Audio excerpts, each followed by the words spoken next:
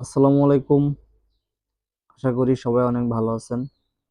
তো আজকে একটা ব্যতিক্রম ভিডিও নিয়ে আসলাম। ভিডিওটা হচ্ছে পাকিস্তানি এক ভাই, তার কাজের ভাই কি দক্ষতা, আসলে অসাধারণ না বললেই নয়। দেখেন, আমরা অনেকেই কিন্তু টাইলস লাগানোর সময় আসলে সঠিক নিয়মটা অথবা সঠিক যে কাটিংটা সেটা বুঝি না। বিশেষ করে যখন কর্নারিং টাইলস গুলো বসানো হয়, সেক্ষেত্রে একটু ঝামেলা পোহাতে হয়।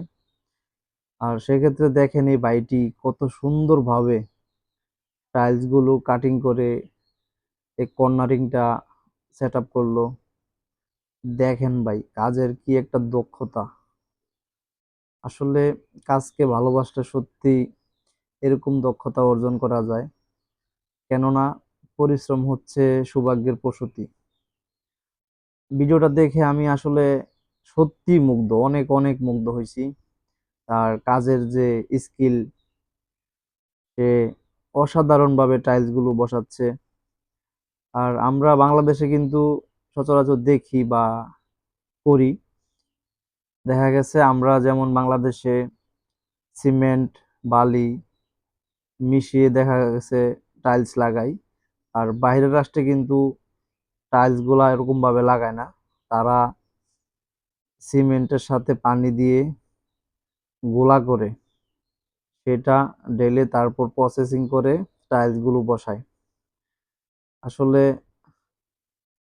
সত্যি অনেক অনেক সুন্দর লাগে এই যে তার কাজের যে দক্ষতাটা। তো চাইলে কিন্তু এরকম ভাবেও টাইলস আমরা বসাতে পারি। ভাই, কাজ কখনো ছোট নয়।